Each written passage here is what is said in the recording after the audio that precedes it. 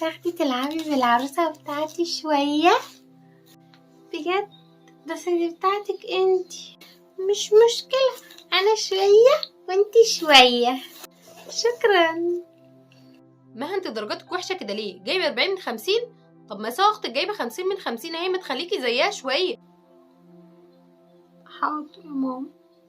خلصتي الحاجة حلوة بتاعتك؟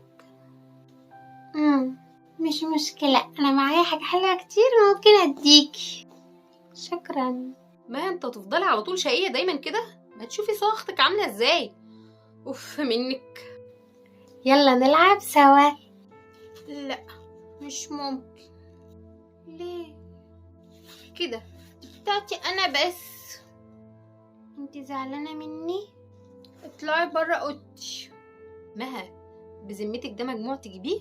طب ما اختك اهي نفس ظروفك ونفس الدروس اللي انت بتاخديها وجايبه مجموع اعلى منك. اه طبعا اكيد. ممكن اتكلم معاكي شويه؟ ممكن تطلعي بره اوضتي؟ هحكي لك حاجه بس. مش عايزه اتكلم معاكي، ممكن تطلعي بره اوضتي بقى؟ خلاص براحتك. مها ممكن اعرف انت ليه قاسيه كده مع اختك؟ انت بتعمليها كده ليه؟ هي عملت لك ايه؟ بجد يا ماما انت مش عارفه ليه؟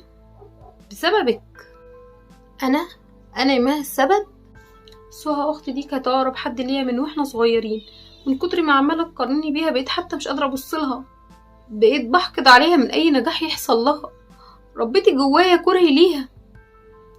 انا عمري نجاحي ما كان كفايه في عينيك يا امي. كلامها صح على فكره، انت على طول بتقارنيها بيا يا امي، مع ان مها فيها حاجات كتيره حلوه اكتر مني. انت خلتيني اخسر اختي يا امي. وعلى فكره يا مها انا مسامحاكي، مش زعلانه منك، حتى في دي هي احسن مني. انا بس عايزه افهم انت ليه ما حبتنيش زي ما انا يا امي. انا اسفه.